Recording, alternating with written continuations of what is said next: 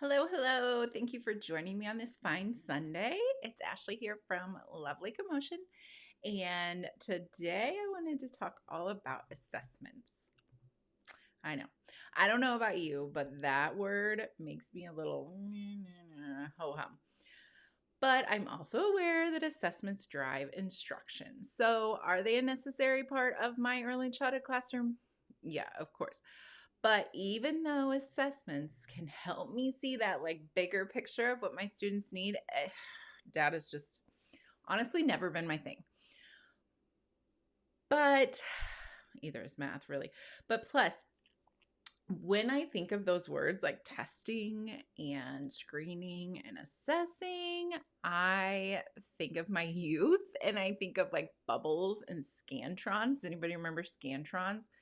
I feel like I'm dating myself with scantrons, but and like scores and I always hated being reduced to a test score. Like we always had to do our state assessment test, and it was so important. And also those tests in high school that kind of decided your future of whether or not you could make it into certain colleges. Like testing is rough.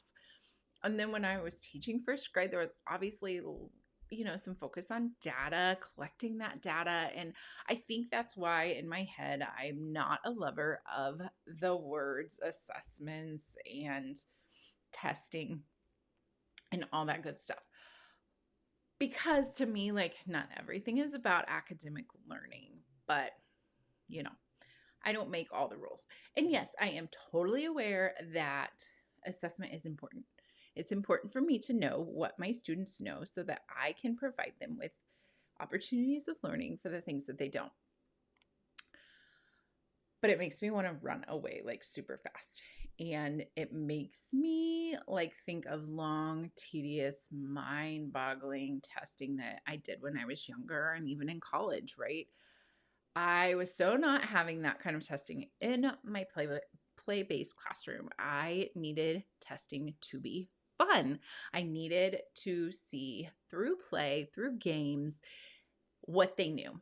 And especially math, right? Because math is one of those things that we assess that there are a lot of standards, a lot of goals that we are looking to meet, and a lot of them could be pretty standard, just do this for me, show me this on a worksheet or whatnot to do testing. But I definitely didn't want it to feel like testing. I wanted to be able to observe what I needed to observe while they were playing game and having fun. I've had prior experiences with my own children when they hear the word testing, or this is going to be a test, or you only have this long, or, it really changes their mindset behind it. Actually, my son, actually, no, it was my daughter, really struggled to do her math facts because it was timed and only because it was timed, and she knew it was being tested. And then the next year, she had a teacher who did time her but didn't let her know.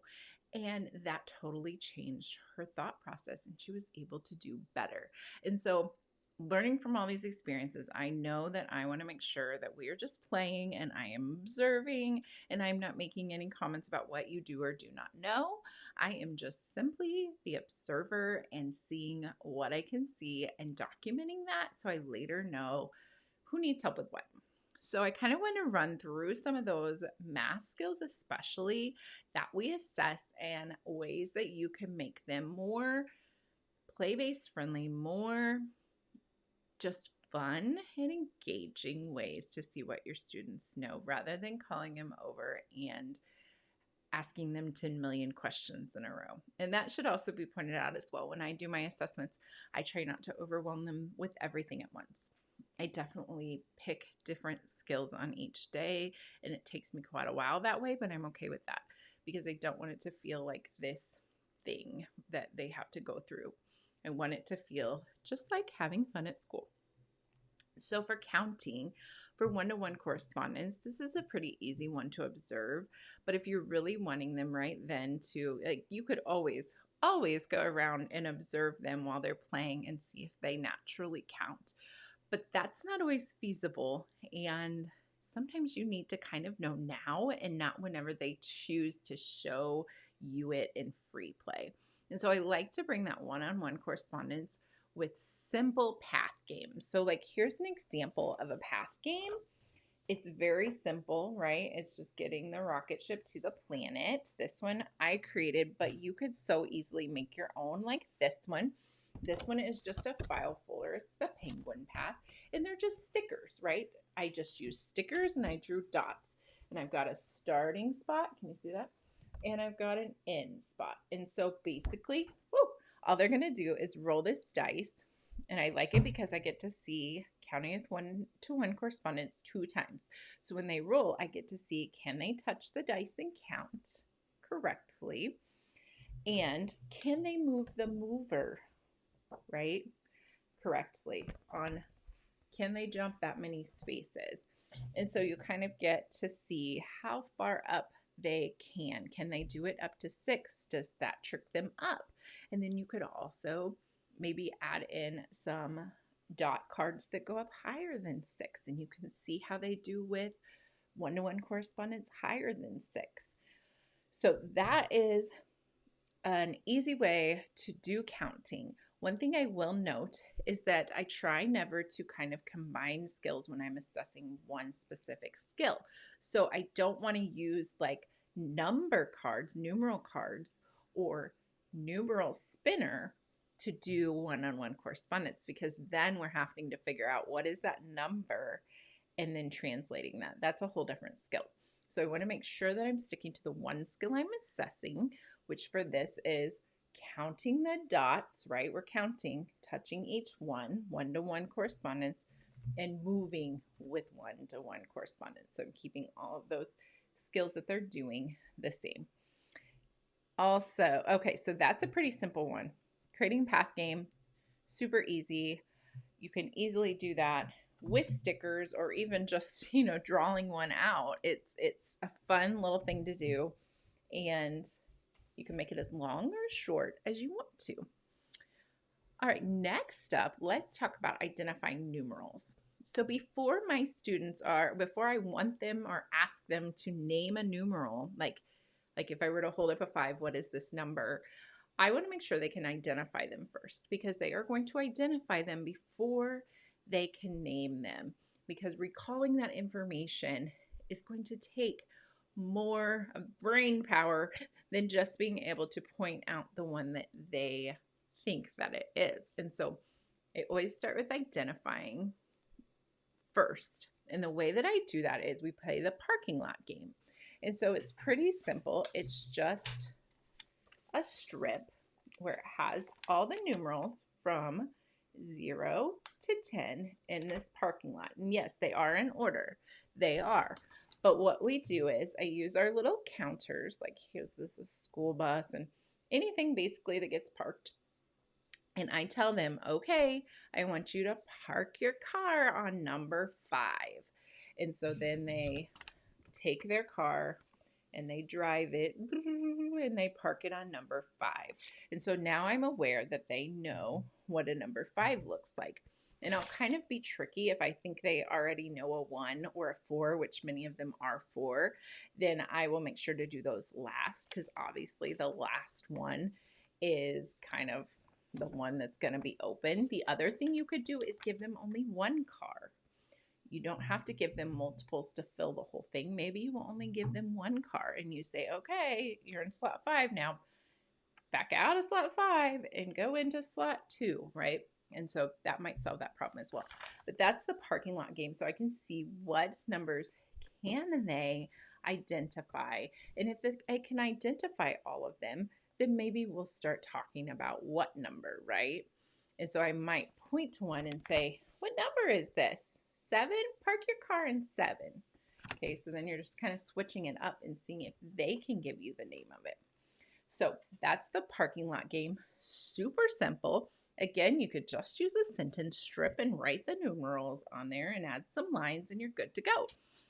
And add a car and you're ready, right? So that's a fun one. They like that one because it has to do with cars and all that good stuff. Okay, matching numeral to quantity is one that you could easily make as well, especially with stickers. And so basically all you're giving them is kind of like this matching game. So you've got your numeral cards and you've got your object cards. So like this one has 6 dinosaurs. And oh, he's upside down. This one has 10 dinosaurs. And so what I usually like to do is lay them out. And many times 10 is too many for our little people. So I will do maybe 1 through 5 or 0 through 5. And I will lay those object cards out, or I'll give them to the student. It's up to you. But then you also want to have these out as well. And so I'll choose one to start with, because when they play a matching game and have to match it up, they don't always right away see like what they're supposed to be doing. And so I'll tell them, what's this number?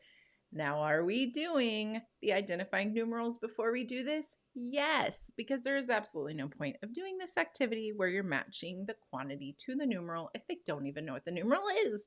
So this is definitely has a precursor, right? They have to be able to identify their numerals before we can do this. And so if I give them the 4 and say, let's find a card with 4 dinosaurs. And so we start counting them. Oh, this one only has 1, 2. Okay, that's not it. And so, and we'll have less cards out. How many does this one have? 1, 2, 3, 4, 4. And they can match that, right? And so then they're going to lay those together. That one's done. And then they keep playing. So depending on how quickly they pick up on this, I always usually just start with the lower cards from 1 to 5. And then if I see that they're picking up on this, then I go ahead and give them the rest of them too, because they're obviously ready for that. And so that's a quick way that you can see through a game whether they can match up numeral to quantity. And again, you can make these with stickers and write numerals out, right? It doesn't have to be fancy, just has to be fun. All right, let's also look at subitizing. So subitizing is not a very easy one to do in a kind of fun way. So I like to kind of make it silly. So I call it the silly subitizing game. And I tell my students, we're going to play the silly subitizing game. And so basically what you do is there is no counting allowed. You're not allowed to count, okay? So I have this dice, but you're not allowed to count it. You're not allowed to count the dots. Let's just see if your brain knows it. And if you feel like up to 6 might be too much, don't use a dice. Instead, just use some counters or like some squares, or like I have these like square things, or even just mini erasers. Put them out on the table. They don't necessarily have to be in a line, right? They don't have to be in an order, but you can either roll the dice or you can drop that many, however many you're looking for. So if you don't feel like maybe they've got a strong understanding with this, start with 2, right? So maybe I drop 2 of these squares. Okay, no counting, remember? It's silly, we can't count. How many squares do you see? See if they can tell you without you seeing them go. And you'll kind of have to watch, because sometimes they'll do it with their eyes. Or they'll kind of go, and you know that they're counting, right? And really just encourage them. Oh, no, this is a silly game. There's no counting. Isn't that silly? We're playing a counting game where you can't count. And then see if they can subitize up to 5. And many times if they have played very many games with dice, they will be able to do this. Now, that doesn't necessarily mean that they are subitizing. It means that they have memorized how many dots, the order they're in, and how many that is, right?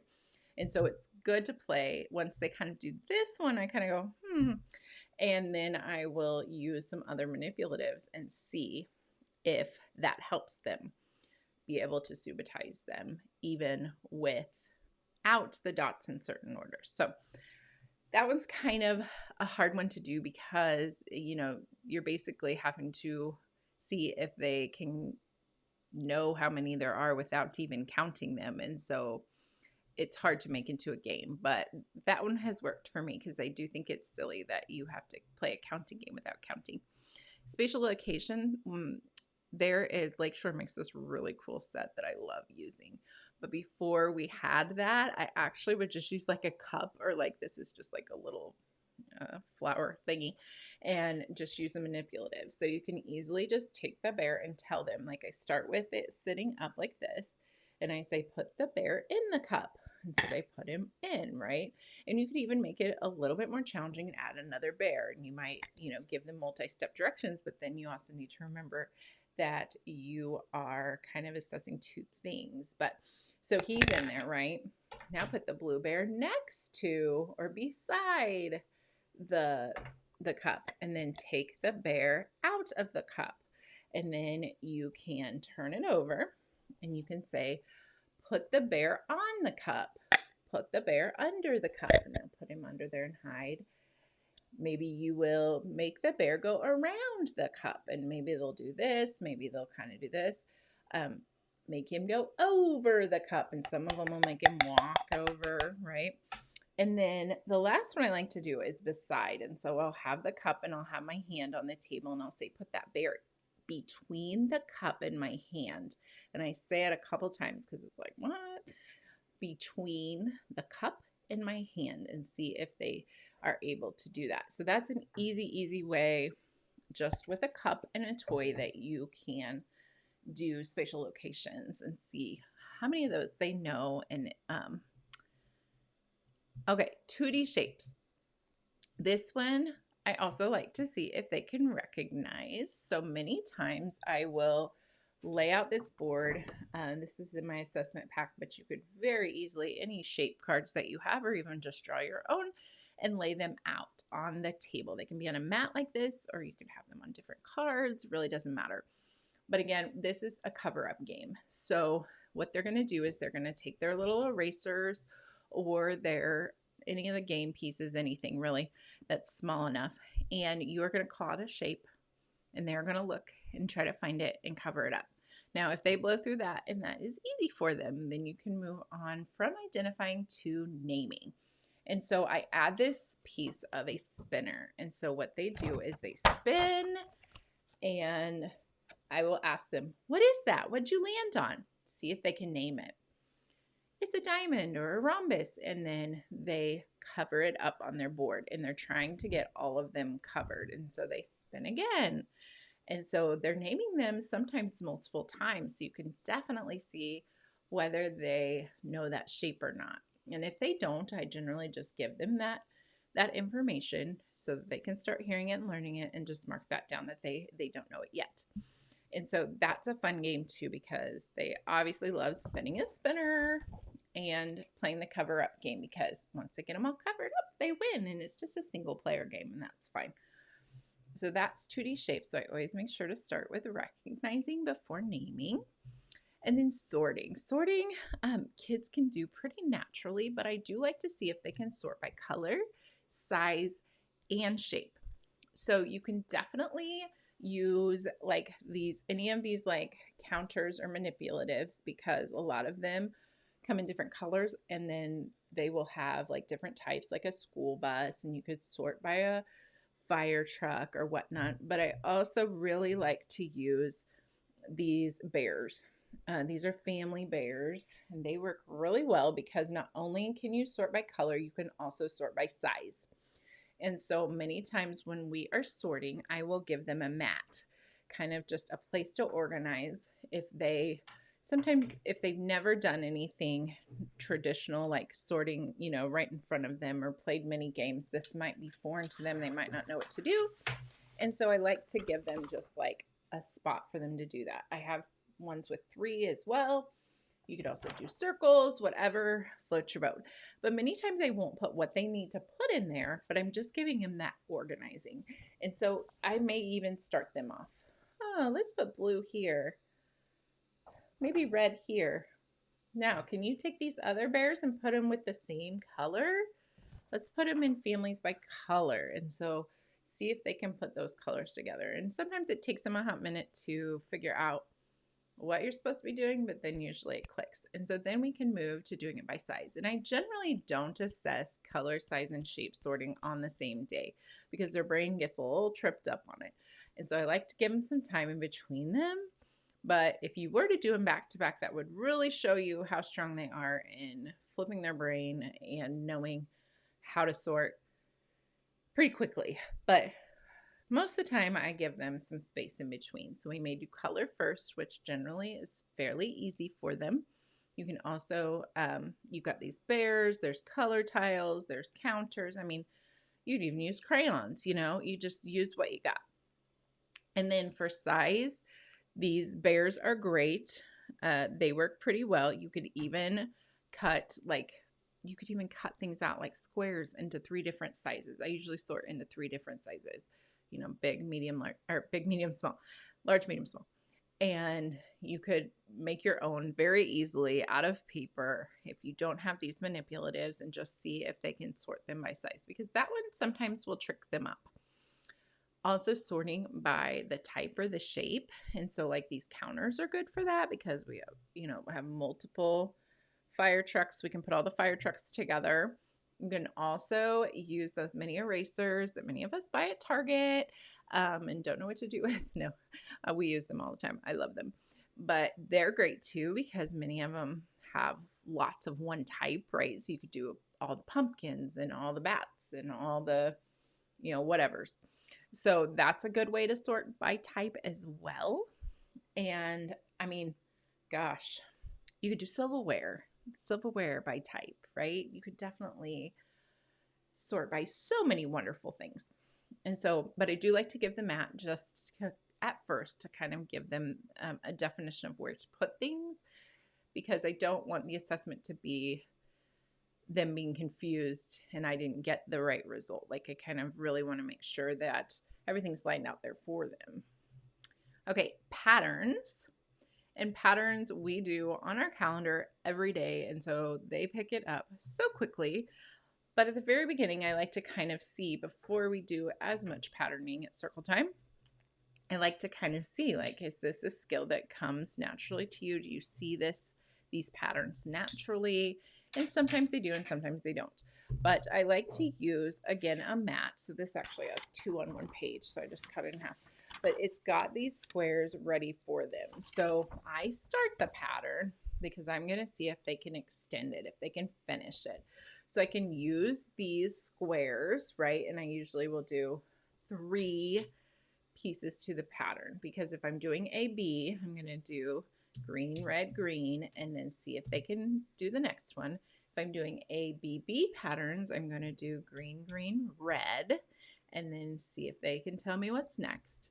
And then ABC, I might do green, red, yellow, and then see if they can figure it out.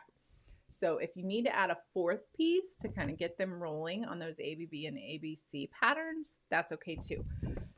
You can do these with basically anything colored, right? See if they can do color patterns.